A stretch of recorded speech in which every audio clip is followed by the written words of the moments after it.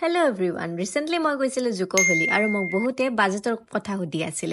মই অলৰেডি বাজেটৰ ওপৰত এটা ইউটিউবত ভিডিও দি থৈছো বাৰু তথাপিও আপোনালোকে কৈছে যিহেতু আৰু এটা ভিডিও আপোনালোকৰ বাবে সৰুকে দি দিছো। এইটো ভিডিওত মই মোৰ একচুয়াল বাজেটটোহে শেয়াৰ কৰিম দেই। আমি গৈছিলো 6 জন গুৱাহাটীৰ পৰা আৰু আমি ৰাতি গুৱাহাটীৰ পৰা ডিমাপুৰ যোৱা ট্ৰেইন লৈছিলো। ট্ৰেইনৰ টিকেট 200ৰ ভিতৰত পাই গৈছো। তাৰ পিছত ডিমাপুৰ পোৱাৰ লগে লগে বাহিৰত ঢেৰ গাড়ী থাকে কোহিমা যোৱা। কিন্তু আমি যেহেতু 6টা গৈছিলো হেহে আমি এখন গাড়ী ভাড়া কৰি লৈছিলো। টোটেল 3500 লৈছিলে।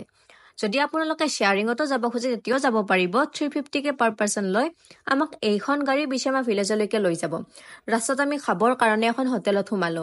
250 নন ভেজ থালি খালো। খাবলৈ যে ইমান বেছি টেষ্টি আছিল নহয়।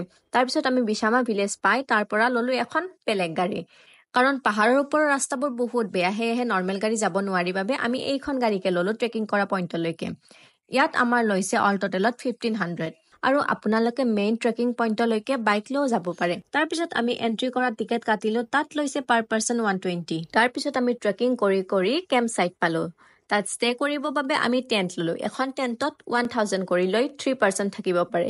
এক্সট্ৰাকে ব্লেংকেট আৰু পিলো ল'ব লাগে কেৱল। ডৰমেট্ৰি আৰু কটেজো আছে বাৰু বাট আমি টেন্টতে থাকিলো। আমাৰ খানা চানা সব মিলি পাৰ পাৰসন 1K পৰিলে টেন্টত। মই এইখন দি দিছো আপোনালোকে স্ক্ৰিনশ্বট মাৰি থব পাৰে তেতিয়া দামবোৰ গম পাই যাব। আৰু এই ট্ৰিপটোত মোৰ গৈছিলে অলমোষ্ট 4500। যদি আপোনালোকেও বিচাৰি আছে যাবলৈ তেতিয়াহলে এই ৰিলটো সেভ কৰি থব আৰু এনেকুৱা কন্টেন্ট পাবলৈ মোৰ চেনেলটো ফলো কৰি ৰাখিব।